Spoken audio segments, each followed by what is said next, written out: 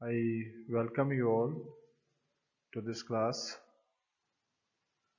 Topic for discussion today is aggregate demand and aggregate supply approach for the determination of equilibrium level of output in the economy. तो आज हम इस class में ये पढ़ेंगे कि इकोनॉमी में जो इक्विलिब्रियम लेवल ऑफ इनकम या आउटपुट या एम्प्लॉयमेंट जो बनता है किस तरह से वो डिसाइड होता है, किस तरह से डिटरमिन होता है, उसको हम ADAS अप्रोच के माध्यम से पढ़ेंगे और उसको हम एक शेड्यूल और एक डायग्राम के माध्यम से डिस्कस करेंगे। उसके बाद हम इसमें चेन ऑफ रिएक्शन भी पढ़ेंगे कि अगर मान लीजिए आपका AD और AS इक्वल नहीं है तो उस सिचुएशन में जो प्रोड्यूसर्स हैं वो क्या डिसीजन लेंगे, उनका चेन ऑफ रिएक्शन क्या रहेगा, what will happen in that situation. So we will also discuss about the chain of reaction of the situation. First situation is when aggregate demand is greater than aggregate supply, या इसी को हम यूं भी लिख सकते हैं कि aggregate supply is less than aggregate demand. Then second situation is when aggregate demand is less than aggregate supply or aggregate supply is greater than aggregate demand. So these are the topics for discussion today. So let us discuss about the meaning of short run and long run. ये ऐसे topic हैं जो economics में अलग अलग chapters में usually use होते हैं। सो समझते हैं कि शॉर्ट रन जो है उसका क्या मतलब होता है।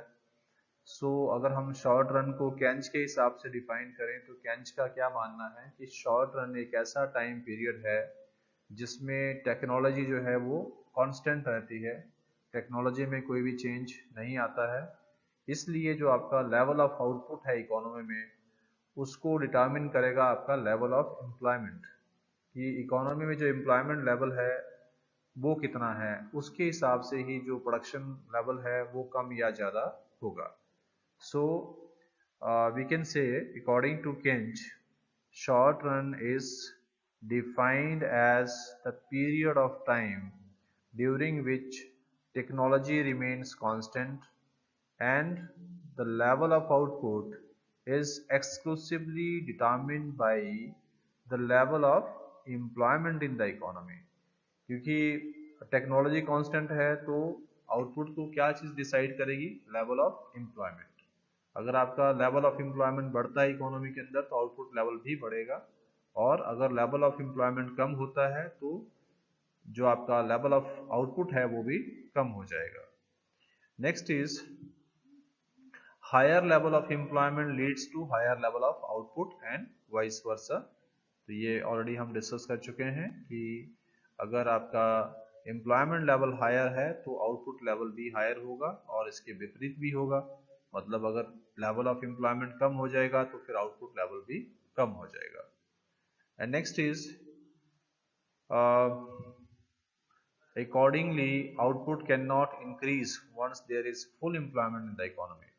क्योंकि देखिए यहाँ पे टेक्नोलॉजी तो कांस्टेंट है, टेक्नोलॉजी का जो रोल है वो यहाँ पे नहीं हो रहा है क्योंकि टेक्नोलॉजी कांस्टेंट है। तो अगर हमने इकोनॉमी के अंदर फुल एम्प्लॉयमेंट लेवल को मेंटेन कर लिया है तो उसके बाद आप वहाँ पे आउटपुट को नहीं बढ़ा सकते, क्योंकि जो लेवल ऑफ एम्प्लॉयमेंट है वो ही डिसाइड कर रहा है कि लेवल ऑफ आउटपुट क्या होगा। तो अगर इकोनॉमी में हमने एक बार फुल एम्प्लॉयमेंट लेवल को हमने मेंटेन कर लिया है या फुल एम्प्लॉयमेंट लेवल पर इकोनॉमी है तो उसके बाद जो है वो आउटपुट लेवल को आप इकोनॉमी में नहीं बढ़ा सकते, उसमें इंक्रीज पॉसिबल ही नहीं है। So next is in the long run technology is not constant, कि जो आपका लॉन्ग रन है उसमें टेक्नोलॉजी कांस्टेंट नहीं है बल्कि टेक्नोलॉजिकल एडवांसमेंट होती हैं लॉन्ग रन के अंदर, and it plays important role in the determination of output. तो इससे क्या होता है कि जब टेक्नोलॉजी एडवांस होती रहेगी तो आपका जो आउटपुट लेवल है इकोनॉमी में उसके ऊपर भी उसका प्रभाव पड़ेगा। टेक्नोलॉजी जितनी एडवांस होगी तो आउटपुट लेवल भी उतना ज़्यादा बढ़ सकता है उसकी, क्योंकि कॉस्ट ऑफ प्रोडक्शन कम होती रहेगी तो नेचुरली है कि सेम जो लेवल ऑफ आपके पास इनपुट्स हैं उसके अंदर हम ज़्यादा प्रोडक्शन कर सकते हैं। तो आपको ये ध्यान रखना है कि जो लॉन्ग रन है उसमें जो टेक्नोलॉजी है वो कांस्टेंट नहीं रहती है, जबकि शॉर्ट रन में वो कांस्टेंट रहती है। और लॉन्ग रन में क्योंकि टेक्नोलॉजी एक इम्पॉर्टेंट रोल प्ले करती है आउटपुट डिटर्मिनेशन में, तो उसका एक रोल रहता है, उसका प्रभाव रहता है आउटपुट पे। लेकिन शॉर्ट रन में क्योंकि जो टेक्नोलॉजी है वो कांस्टेंट है, उसलिए उसका लेवल ऑफ आउटपुट पर उसका कोई भी इम्पैक्ट नहीं पड़ता है। So let us discuss about the determination of equilibrium level of output और इनकम। तो इसमें हम ये पढ़ेंगे कि इकोनॉमी के अंदर जो एक इक्विलिब्रियम लेवल ऑफ आउटपुट या इनकम डिटरमिन करते हैं उसको हम किस प्रकार से करते हैं, या इकोनॉमी किस सिचुएशन में इक्विलिब्रियम में होती है। सो let us discuss this. So economy जो है उस समय इक्विलिब्रियम में होती है जब एक गिवन टाइम पीरियड में पूरी इकोनॉमी के अंदर जो एग्रीगेट डिमांड है वो एग्रीगेट सप्लाई के बराबर हो जाए। तो उस स्थिति को हम कहते हैं कि इकोनॉमी में जो है इक्विलिब्रियम की सिचुएशन है, इक्विलिब्रियम में है economy, equilibrium level of output है, या इसी को हम इक्विलिब्रियम लेवल ऑफ इनकम भी कहते हैं, या इक्विलिब्रियम लेवल ऑफ एम्प्लॉयमेंट भी इसको ही कहा जाता है। सो अगर डेफिनेशन की बात करें तो according to Keynes, an economy is in the equilibrium when aggregate demand for goods and services is equal to aggregate supply during a period of time. So जो इक्विलिब्रियम होता है वो उस समय अचीव होता है जब इकोनॉमी में एग्रीगेट डिमांड जो है वो एग्रीगेट सप्लाई के बराबर हो। तो जैसा आप जानते हैं एग्रीगेट डिमांड को हम लोग मेंशन करते हैं C प्लस आई फॉर्म में, कंजम्पशन प्लस इन्वेस्टमेंट में, और जो आपका एग्रीगेट सप्लाई है उसको हम लिखते हैं S is equal to C plus S. So consumption plus savings. Then इस अप्रोच के हिसाब से कि एग्रीगेट डिमांड जो है एग्रीगेट सप्लाई के बराबर होता है, तो इसमें हम इन वैल्यूज़ को भरते हैं। एग्रीगेट डिमांड का जो वैल्यू है वो होता है C प्लस आई, और aggregate supply is equal to C plus S.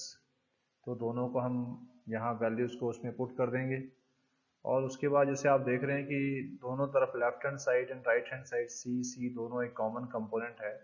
अगर हम इसको चेंज करेंगे इक्वेशन फॉर्म में तो C राइट हैंड साइड चला जाएगा, तो C से C कैंसिल हो जाएगा और हमारे पास जो क्या बचेगा, investment is equal to savings.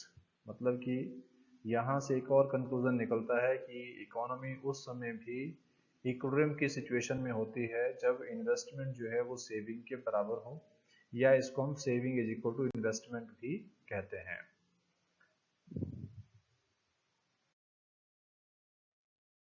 So let us discuss about the approaches for determination of equilibrium level of output और इनकम और एम्प्लॉयमेंट इन द इकोनॉमी। तो हम लोग इसमें पढ़ेंगे कि कौन कौन सी अप्रोचेस हैं जिनका हम यूज़ करते हैं for determination of equilibrium level in the economy. So we have two approaches. First approach is aggregate demand and aggregate supply approach. इसको हम कंजम्पशन प्लस इन्वेस्टमेंट अप्रोच भी कहते हैं, और इन शॉर्ट फॉर्म इसको ADAS अप्रोच कहा जाता है। दूसरा अप्रोच आपका है सेविंग एंड इन्वेस्टमेंट अप्रोच, इसको S&I अप्रोच भी हम शॉर्ट में कह देते हैं। सो इन अप्रोचेस को डिस्कस करने से पहले इनकी कुछ अजम्पशंस भी हैं, कुछ चीज़ें अज्यूम की जाती हैं, मान्यताएं रखी जाती हैं, तो उन मान्यताओं को भी एक एक करके समझ लेते हैं। पहला पॉइंट है कि हम लोग जब इक्विलिब्रियम की बात करते हैं तो ये शॉर्ट रन इक्विलिब्रियम है, मतलब यहाँ लॉन्ग रन इक्विलिब्रियम की बात नहीं हो रही है। We are concluding only about the short run equilibrium. और शॉर्ट रन आप सभी को मालूम है कि short run is a time period in which technology remains constant, और जो आउटपुट डिटर्मिनेशन होता है it is being done only by the employment level in the economy. तो हम ये मान के चलते हैं कि जो इक्विलिब्रियम लेवल जो हम यहाँ डिस्कस करेंगे वो जो है वो सिर्फ शॉर्ट रन के बारे में है। Next is we are discussing about two sector model. तो जब टू सेक्टर मॉडल की बात हो रही है that means we are discussing about the household sector and producer sector only. Because जैसे हम डिमांड की बात करते हैं तो उसमें हम C प्लस आई को ही लेते हैं, और वो इसलिए लेते हैं क्योंकि बाकी जो कंपोनेंट हैं एग्रीगेट डिमांड के उसका कोई ज़्यादा बड़ा इम्पैक्ट नहीं पड़ता है determination of equilibrium level of output पे, इसलिए हम टू सेक्टर मॉडल को ही यहाँ डिस्कस करेंगे।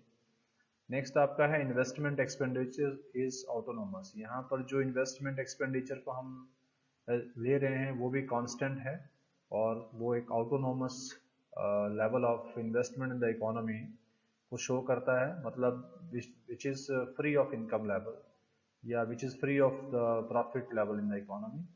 तो ये ऑटोनोमस इन्वेस्टमेंट को हम लोग यहाँ पे इन्वेस्टमेंट के तौर पे पढ़ेंगे।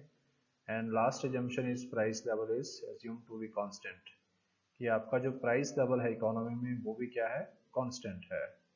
तो यहाँ हमने इस स्लाइड में पढ़ा कि हमारे पास दो अप्रोचेज हैं इक्विलिब्रियम लेवल ऑफ आउटपुट को डिसाइड करने के लिए।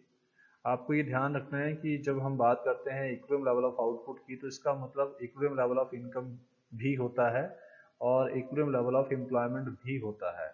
तो एग्जाम में क्वेश्चन किसी भी तरह से पूछा जा सकता है, तो ये तीनों का मतलब एक ही है यहाँ पे। सो बाकी इसके साथ हमने ये देखा कि इसकी एजम्पशंस क्या क्या हैं। एक तो ये शॉर्ट रन इक्विलिब्रियम के बारे में हम बात करते हैं यहाँ पे, और टू सेक्टर मॉडल है ये, और उसके बाद इन्वेस्टमेंट एक्सपेंडिचर जो है वो हमने कांस्टेंट एज्यूम किया है क्योंकि ऑटोनोमस है, और लास्ट पॉइंट आपका है कि जो प्राइस लेवल है it is assume to be constant, वो कांस्टेंट रहेगा आपका प्राइस लेवल। ये यहाँ पर अजम्पशन जो है इसकी रखी गई है। जैसा अभी हमने पिछली स्लाइड में देखा कि जो इक्विलिब्रियम लेवल ऑफ आउटपुट है इकोनॉमी में, उसको हम टू अप्रोचेस से डिस्कस करते हैं। एक तो AD&S अप्रोच है और दूसरा S&I अप्रोच है। तो यहाँ पर अभी के लिए हम लोग जो है AD&S अप्रोच को यहाँ पे डिस्कस करने वाले हैं, and we will discuss this using the schedule. तो ये जैसे ये शेड्यूल जो है स्लाइड में आपके सामने है, और इस शेड्यूल को अब हम डिस्कस करेंगे। जैसे आप फर्स्ट कॉलम देख रहे हैं तो यहाँ पर आपको एम्प्लॉयमेंट लेवल जो है वो शो किया गया है, और इसकी जो यूनिट है वो लैक्स में है। मतलब यहाँ ये जो यूनिट है, जैसे अगर 10 है तो ये 10 लैक्स को शो कर रहा है, मतलब इतने लोगों को रोजगार मिला हुआ है। और जैसे ये जो भी डाटा है यहाँ पे 0 है पहले एम्प्लॉयमेंट, फिर 10 है, फिर 20 है, और फिर 30 है, फिर 40 है, 50 है, 60 है। तो ये जो भी डाटा दिया है ये लैक्स में है एक तरह से, तो इसको आप लैक्स में अज्यूम करेंगे। दूसरा इनकम आपको गिवन है तो इनकम भी आपको करोड्स ऑफ रुपीज में अज्यूम करना है। तो यहाँ पे जो इनकम दी हुई है जैसे 0 है और उसके बाद 100 भी है, तो अगर 100 है तो इसका मतलब 100 करोड़ की बात हो रही है यहाँ पे, फिर 200 करोड़ की बात हो रही है। तो ये इनकम करोड्स ऑफ रुपीज में आप लेंगे, चाहे कंजम्पशन है, चाहे सेविंग है, इन्वेस्टमेंट है, ये सब करोड्स में है। और बेटर अंडरस्टैंडिंग के लिए इसको हमने इस तरह से एक छोटे फॉर्म में लिखा हुआ है। तो इनकम जो है वो भी आपकी यहाँ पर बढ़ती हुई दिख रही है स्लाइड के अंदर, आई मीन इस शेड्यूल के अंदर। और उसके बाद कंजम्पशन जो है, जब 0 लेवल ऑफ इनकम है तो कंजम्पशन 40 है, तो इसका मतलब है ये शो हो रहा है कि यहाँ पे ये ऑटोनोमस कंजम्पशन है, मतलब 40 है, तो एक तरह डिस सेविंग को ये रिफ्लेक्ट कर रहा है। उसके बाद जो है वो आपका जो कंजम्पशन है 120 हो जाता है, ये बढ़ रहा है कंजम्पशन यहाँ पे। लेकिन इस केस में भी हम देखेंगे कि इनकम तो 100 है लेकिन कंजम्पशन कितना है, 120 है, तो इसका मतलब यहाँ पर भी डिस सेविंग हो रही है, अभी नेगेटिव है सेविंग्स। आफ्टर दैट इनकम 200 है तो उस समय आपका कंजम्पशन कितना है, ये भी 200 है। इसके बाद कंजम्पशन 280 है, फिर 360 है, 440 एंड 520। इस तरह से लगातार कंजम्पशन भी यहाँ पर बढ़ता हुआ दिखाई दे रहा है। Then we will discuss about savings. तो सेविंग आप जानते हैं, सेविंग को हम कैसे कैलकुलेट करते हैं, इनकम माइनस कंजम्पशन को हम सेविंग कहते हैं। तो जैसे यहाँ पे 0 माइनस 40 का मतलब है -40, 100 माइनस 120 का मतलब है -20। तो ये सेविंग्स जो यहाँ माइनस में है ये एक तरह से डिस सेविंग को शो कर रही है। नेक्स्ट में आपका जो सेविंग है वो 0 है, और उसके बाद आप कैलकुलेट करते जाएंगे तो 20 है, फिर 40 है, उसके बाद 60 है, और फिर ये 80 है। तो इस तरह से आप इसको कैलकुलेट कर लेंगे। एंड यहाँ पर जैसे हमने अभी एजम्पशन भी किया था कि इन्वेस्टमेंट को हम कांस्टेंट मान रहे हैं, क्योंकि ऑटोनोमस इन्वेस्टमेंट लेवल को ही हम यहाँ डिस्कस कर रहे हैं। तो यहाँ 40 दिया गया है इन्वेस्टमेंट को, तो ये सभी केसेस में 40 ही रहेगा। इन्वेस्टमेंट इज कांस्टेंट, क्योंकि ये जो इन्वेस्टमेंट है ये ऑटोनोमस इन्वेस्टमेंट यहाँ पे हम लोग यूज कर रहे हैं। और ऑटोनोमस इन्वेस्टमेंट का मतलब है which is free of income level in the economy और which is free of the profit level in the economy. So ये एज्यूम किया गया है कि ये कांस्टेंट है। अब आप यहाँ मेन चीज जो समझने वाली है वो है एडी। एडी को हम निकालेंगे तो ये क्या होता है, सी प्लस आई। तो जो भी आपको कंजम्पशन और इन्वेस्टमेंट का डाटा दिया है उसको आप प्लस करते जाएंगे तो ये वैल्यू आपके पास एडी की आ जाएगी। जैसे यहाँ पे फर्स्ट पॉइंट या फर्स्ट सिचुएशन में पहला जो पॉइंट है उस पर कंजम्पशन आपका 40 है और इन्वेस्टमेंट भी 40 है, दोनों को प्लस करें तो 80 बन जाता है।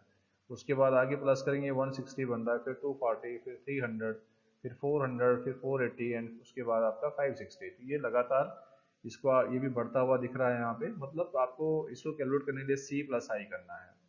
नेक्स्ट आपका ए एस है, तो ए एस का मतलब होता है सी प्लस एस, और सी प्लस आई एक तरह से इनकम का भी डिस्ट्रीब्यूशन होता है, क्योंकि जो भी इनकम इकोनॉमी के अंदर होती है उसका कुछ हिस्सा हम कंजम्पशन पे खर्च करते हैं और बाकी जो है वो सेविंग में चला जाता है।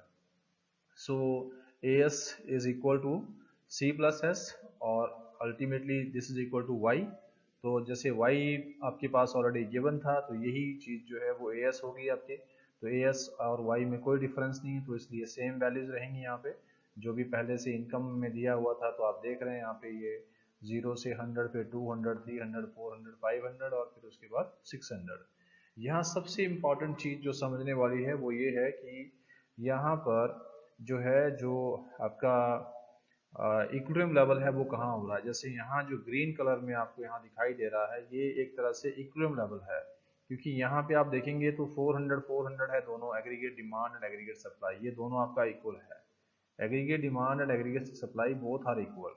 जब आपका एम्प्लॉयमेंट लेवल कितना है इकोनॉमी के अंदर, 40 lakhs जब एम्प्लॉयमेंट लेवल है तो उस समय आपका एडी और एएस इक्वल है। और दूसरी चीज है कि इसके साथ साथ ही आप देखेंगे तो यहाँ पर सेविंग और इन्वेस्टमेंट भी दोनों इक्वल है। इस शेड्यूल के हिसाब से अगर आप समझेंगे तो यहाँ पर saving and investment both are equal, that is 40 and 40। तो यहाँ पर एडी एंड एएस अप्रोच के हिसाब से आपका इक्विलिब्रियम लेवल जो है इकोनॉमी के अंदर मेंटेन हो रहा है। और अगर हम इक्विलिब्रियम लेवल से पहले की बात करें तो यहाँ पर एग्रीगेट डिमांड जो है एग्रीगेट सप्लाई से बड़ा है, ये आप देख सकते हैं शेड्यूल में भी। और उसके बाद जब इक्विलिब्रियम लेवल ऑफ आउटपुट जो है इकोनॉमी में एक तरह से डिसाइड हो जाता है, डिटरमिन हो जाता है, तो उसके बाद जो नेक्स्ट आपका आप देख रहे हैं दो सिचुएशन में एग्रीगेट डिमांड एंड सप्लाई की जो यहाँ कंपैरिजन किया गया है उसमें एग्रीगेट डिमांड जो है वो एग्रीगेट सप्लाई से कम हो जाता है। So this was the explanation of aggregate demand and aggregate supply approach with the help of schedule। तो यहाँ एक ही चीज जो है मेन कंक्लूड करती है कि एग्रीगेट डिमांड और एग्रीगेट सप्लाई जो है जहाँ पर बराबर होते हैं वही लेवल होता है equilibrium level of output in the economy. उसी को हम इक्विलिब्रियम लेवल ऑफ इनकम भी कहते हैं और उसी को हम इक्विलिब्रियम लेवल ऑफ एम्प्लॉयमेंट भी कहते हैं।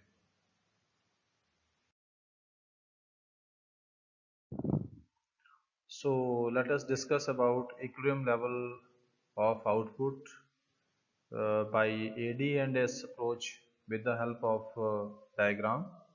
तो हम AD and S approach को अब डायग्राम के माध्यम से इसको डिस्कस करेंगे। जैसे आप यहाँ देख रहे हैं लेफ्ट हैंड साइड पे जो स्लाइड में डायग्राम आपको दिख रहा है, इसमें एक्स एक्सिस पर हमने इनकम को शो किया है और इनकम मतलब आउटपुट भी इसी को हम कहते हैं, एम्प्लॉयमेंट को भी इसी पे हम रिफ्लेक्ट करते हैं। तो एक्स एक्सिस पे ये तीनों ही चीज़ें आती हैं और उसके बाद वाई एक्सिस पर जो है हम लोग एडी एंड एएस को मतलब aggregate demand and aggregate supply को वाई एक्सिस पे हम लोग यहाँ पे शो करते हैं। सो जैसा आप देख पा रहे हैं यहाँ पर जो आपका जो इन्वेस्टमेंट लेवल है ये दिया हुआ आई जो इन्वेस्टमेंट कर्व है आई, ये जैसे 20 यहाँ लिखा गया है, तो ये एक तरह से ऑटोनोमस कंजम्पशन को यहाँ इकोनॉमी में शो कर रहा है। ये आपका ऑटोनोमस इन्वेस्टमेंट कर्व है और ये पैरेलल टू एक्स एक्सिस है। पैरेलल इसलिए है क्योंकि ये कांस्टेंट है। ऑटोनोमस इन्वेस्टमेंट जो है उसका मतलब है कि वो एक तरह से कांस्टेंट है इकोनॉमी के अंदर। इसी वजह से ये जो कर्व है, जो इन्वेस्टमेंट कर्व है आपके पास यहाँ पे, ये पैरेलल टू एक्स एक्सिस है। और जैसे आप देख रहे हैं कि जो कंजम्पशन है वो ज़ीरो नहीं है, इनकम ज़ीरो होने पर भी वो ज़ीरो नहीं है, वो 30 है मिनिमम, और यहाँ से लगातार बढ़ रहा है। और ये सी जो कर्व है ये आपके कंजम्पशन कर्व को यहाँ पे शो कर रहा है। और जब इसमें हम कंजम्पशन में हम इन्वेस्टमेंट को ऐड कर देते हैं, जैसे हमने ये 20 जो है इस 30 में अगर ऐड कर दिया तो दोनों को मिला के क्या बनता है 50। तो इसका मतलब क्या हुआ कि ये जो 50 है यहाँ से आपका एग्रीगेट डिमांड जो है वो स्टार्ट होता है, क्योंकि एग्रीगेट डिमांड किसके बराबर होता है, सी प्लस आई के बराबर होता है। तो दोनों को जब हम प्लस कर देते हैं तो ये बन जाता है एग्रीगेट डिमांड। और उसके बाद तीसरी चीज़ यहाँ पर है, जैसे आप देख रहे हैं y is equal to A S होता है, तो ये आपको पहले से ही पता है कि जो एग्रीगेट सप्लाई है जब हम उसको बेचेंगे मार्केट के अंदर, पूरी इकोनॉमी के अंदर जब उसको सेल आउट करेंगे, उससे जो भी पैसा मिलता है उसी को हम इनकम कहते हैं। और इसीलिए ये जो इनकम है इसी को नेशनल इनकम कहा जाता है एक तरह से। तो ये जो इनकम है ये एग्रीगेट सप्लाई के बराबर होती है। तो ये आपका ए एस को, ये जो डायग्राम है ओ वाई जो है ये एग्रीगेट सप्लाई को शो कर रहा है, और ए डी जो है वो एग्रीगेट डिमांड को शो कर रहा है। अब यहाँ आपको देखना है कि जहाँ पे एक ऐसा पॉइंट है ई पॉइंट पर जो है वो आपका एग्रीगेट डिमांड और एग्रीगेट सप्लाई दोनों बराबर हैं। ई पॉइंट पे, E is the point where aggregate demand and aggregate supply both are equal to each other. इस पॉइंट पे दोनों ये इक्वल है, तो इसका मतलब है इकोनॉमी ई पॉइंट पर जो है इक्विलिब्रियम में है। तो ई जो है आपका क्या है, पॉइंट ऑफ इक्विलिब्रियम है। और इस स्थिति में अगर हम देखेंगे तो इनकम लेवल या आउटपुट लेवल क्या है, ओ एम के बराबर है।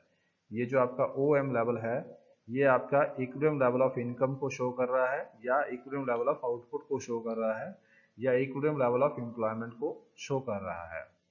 तो let us discuss some important points जो इसमें आपको ध्यान रखना है।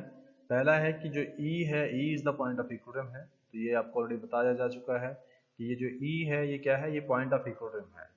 पॉइंट ऑफ इक्विलिब्रियम इसलिए क्योंकि ई पॉइंट पर एग्रीगेट डिमांड और एग्रीगेट सप्लाई दोनों ही बराबर हो जाते हैं। और जब ये इक्विलिब्रियम पॉइंट डिसाइड हो गया ई, तो उसके बाद ओ एम क्या है, इक्विलिब्रियम लेवल ऑफ आउटपुट है। ओ एम क्या चीज़ है, इक्विलिब्रियम लेवल ऑफ आउटपुट है, या इसी को हम इक्विलिब्रियम लेवल ऑफ इनकम भी कह देते हैं, या इसी को हम इक्विलिब्रियम लेवल ऑफ एम्प्लॉयमेंट भी कह देते हैं। तो अगर हम पिछले शेड्यूल जो भी हमने डिस्कस किया था उसके हिसाब से जो इक्विलिब्रियम लेवल ऑफ इनकम है वो 400 करोड़ पर हो रहा है, क्योंकि पिछली स्लाइड में हम अभी हमने पढ़ा है कि वहाँ पर जो डाटा के हिसाब से दिया था कि एग्रीगेट डिमांड और एग्रीगेट सप्लाई दोनों ही 400 करोड़ थी, और ये दोनों ही इक्वल थी। तो ए डी और ए एस जहाँ पर भी इक्वल है, जिस भी लेवल ऑफ इनकम पे इक्वल है, वो आपका इक्विलिब्रियम लेवल ऑफ इनकम जो है वो होगा। उसके बाद है कि it is a situation of effective demand. तो इसको हम इफेक्टिव डिमांड भी कहते हैं, ये भी ध्यान रखना है आपने। मतलब ये जो सिचुएशन है ये इफेक्टिव डिमांड की सिचुएशन है। इफेक्टिव डिमांड क्या होती है कि इफेक्टिव डिमांड जो है ये एक ऐसी सिचुएशन को रेफर करता है जहां पर लेवल ऑफ एग्रीगेट डिमांड जो है वो becomes equal to aggregate supply. तो एग्रीगेट डिमांड जो है वो इफेक्टिव कब बनती है, जहां पर ये एग्रीगेट सप्लाई के बराबर हो जाती है। मतलब इफेक्टिव डिमांड एक ऐसी स्थिति है जहां पर एग्रीगेट डिमांड और एग्रीगेट सप्लाई बराबर हो रही है, मतलब वो दोनों इक्वल हो रही है, तो उसको हम कहते हैं इफेक्टिव डिमांड। अब ये जो इफेक्टिव डिमांड है ये किसी भी सिचुएशन में हो सकती है। ये फुल एम्प्लॉयमेंट लेवल की सिचुएशन में भी हो सकती है, या ओवर फुल एम्प्लॉयमेंट लेवल की सिचुएशन में भी हो सकती है, या फिर ये अंडर फुल एम्प्लॉयमेंट की सिचुएशन में भी हो सकती है। मतलब जहां भी एग्रीगेट डिमांड और एग्रीगेट सप्लाई एक दूसरे के इक्वल हो जाते हैं, तो वहां पर ये जो एग्रीगेट डिमांड है ये इफेक्टिव बन जाती है, उसको हम कहते हैं इफेक्टिव डिमांड। सो ये था आपका explanation A D and S approach का with the help of diagram. So exam में कई बार जो क्वेश्चन है वो आपको हो सकता है मान लो शेड्यूल के हिसाब से ही पूछ लें कि आप ए डी एस अप्रोच को एक्सप्लेन कीजिए, या फिर हो सकता है डायग्राम के हिसाब से ही आपसे पूछा जा सकता है कि आप ए डी एस अप्रोच को एक्सप्लेन कीजिए, या फिर मे बी कि अगर मान लीजिए सीधा अप्रोच के हिसाब से पूछा हो 6 मार्क्स में बड़ा क्वेश्चन पूछा हो, तो फिर आपको शेड्यूल और डायग्राम यहाँ पर दोनों ही एक्सप्लेन करना है, अगर कुछ भी इसमें स्पेसिफिकली नहीं पूछा गया है तो। So this was about the equilibrium level of output in the economy with the help of AD and AS approach.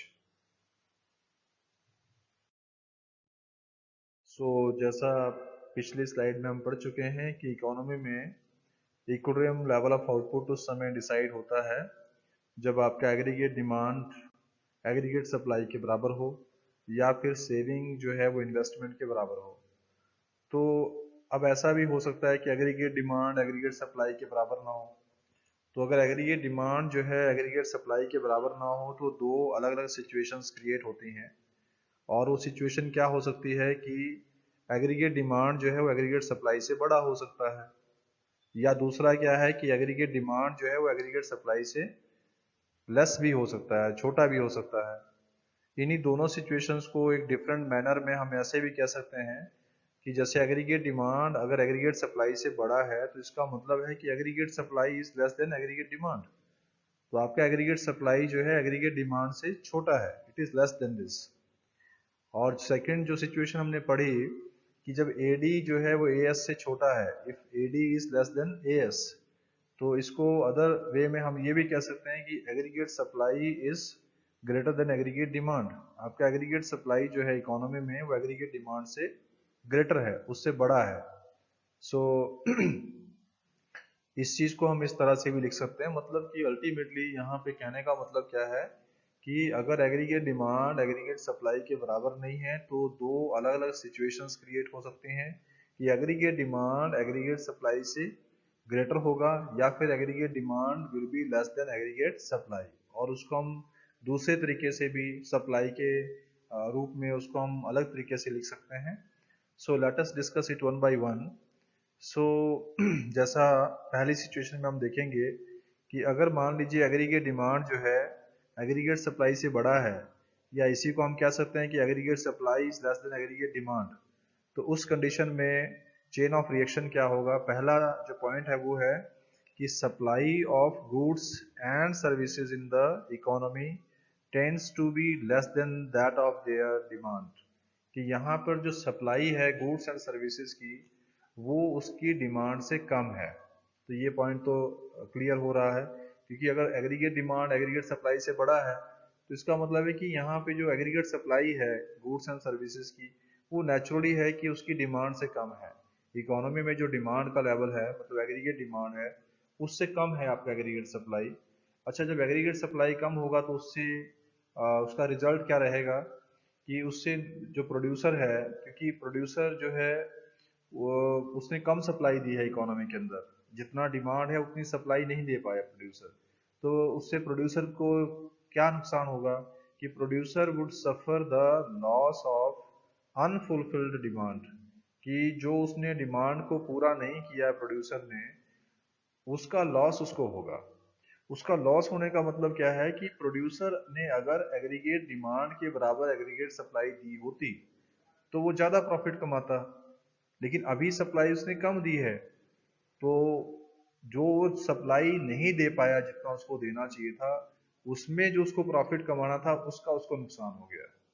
तो प्रोड्यूसर जो है वो कभी भी नुकसान जो है नहीं उठाना चाहेगा, तो उस सिचुएशन को ठीक करने के लिए प्रोड्यूसर क्या करेगा।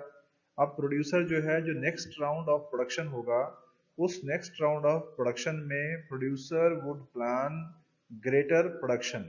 तो प्रोड्यूसर क्या करेगा कि वो नेक्स्ट राउंड ऑफ जो प्रोडक्शन होगा उसमें वो प्रोडक्शन को बढ़ाना चाहेगा या बढ़ाएगा, उसकी प्लानिंग करेगा। मतलब उसकी प्लानिंग क्या होगी कि वो एग्रीगेट सप्लाई को बढ़ाएगा। So this would be the chain of reaction. तो आपको ध्यान रखना है, एग्जाम में क्वेश्चन ये किसी भी तरह से पूछा सकता है कि explain the chain of reaction if aggregate demand is greater than aggregate supply और aggregate supply is less than aggregate demand. तो दोनों ही सिचुएशन का मतलब सेम है, तो उसका चेन ऑफ रिएक्शन भी क्या रहेगा, वो भी सेम रहेगा। नेक्स्ट सिचुएशन थी कि जैसे एग्रीगेट डिमांड जो है वो अगर एग्रीगेट सप्लाई से लेस है, सो let us discuss this also, कि अगर आपका एग्रीगेट डिमांड जो है it is less than aggregate supply, तो इसका मतलब ये भी है कि aggregate supply is greater than aggregate demand, मतलब एग्रीगेट सप्लाई जो है वो एग्रीगेट डिमांड से बड़ा है। तो इस सिचुएशन में जो चेन ऑफ रिएक्शन होगा वो क्या होगा, late us discuss this one by one. So first of all इस सिचुएशन को हम ऐसे एक्सप्लेन कर सकते हैं कि जब आपका एग्रीगेट डिमांड एग्रीगेट सप्लाई से लेस है, demand is less then the aggregate supply, इसका मतलब aggregate supply is greater than aggregate demand, तो सप्लाई यहाँ पे ज़्यादा है। तो इसका मतलब क्या हो रहा है, इस सिचुएशन का मतलब ये है कि जो supply of goods and services है in the economy, it tends to be greater than that of their demand, कि यहाँ पर जो एग्रीगेट सप्लाई है वो एग्रीगेट डिमांड से ज़्यादा है। तो यह चीज़ तो यहाँ इस पॉइंट से ही समझ आ रही है कि इस सिचुएशन, क्योंकि aggregate demand is less than aggregate supply, तो इसका सीधा सा मतलब क्या है कि aggregate supply is greater than aggregate demand. So अच्छा, जब ऐसी सिचुएशन होगी तो उससे क्या होगा कि जो, क्योंकि एग्रीगेट सप्लाई ज़्यादा है और डिमांड क्या रही, कम रही, तो इससे क्या हुआ, some of the goods would remain unsold. उससे क्या होगा कि इकोनॉमी के अंदर कुछ प्रोडक्शन ऐसा होगा जो अनसोल्ड रह जाएगा, जो नहीं बिक पाएगा। Some of the goods would remain unsold. ये अनसोल्ड क्यों रहेंगी, क्योंकि डिमांड कम है और सप्लाई क्या है, ज़्यादा है। तो एग्रीगेट डिमांड कम होने की वजह से और एग्रीगेट सप्लाई ज़्यादा होने की वजह से इकोनॉमी के अंदर कुछ गुड्स ऐसी जरूर बचेंगी जो अनसोल्ड रह जाएंगी, और जब वो अनसोल्ड रह जाएंगी तो उसका प्रोडक्शन पर क्या असर पड़ेगा, या प्रोड्यूसर जो है उसको कैसे मैनेज करेगा। सो यहाँ पर क्या होगा कि जो प्रोड्यूसर है he would plan a cut in the production. तो जो नेक्स्ट राउंड ऑफ प्रोडक्शन होगा उसमें प्रोड्यूसर क्या करेगा, producer would plan a cut in the production, कि प्रोड्यूसर जो है वो प्रोडक्शन में कमी करेगा। ऐसी स्थिति में प्रोड्यूसर क्या करेगा कि जो आपका प्रोडक्शन लेवल है, प्रोड्यूसर ने जो एक तरह से प्लान किया था उसमें कट करेगा, उसमें कमी कर दी जाएगी, क्योंकि पहले से कुछ चीजें अनसोल्ड बची हुई हैं, तो उसको भी उस स्टॉक को भी प्रोड्यूसर को जो है वो क्लियर करना है। तो उस स्टॉक को क्लियर करने के लिए प्रोड्यूसर क्या करेंगे, वो जो उनका एक प्लान प्रोडक्शन है उसमें कमी करेंगे, उसको कट करेंगे।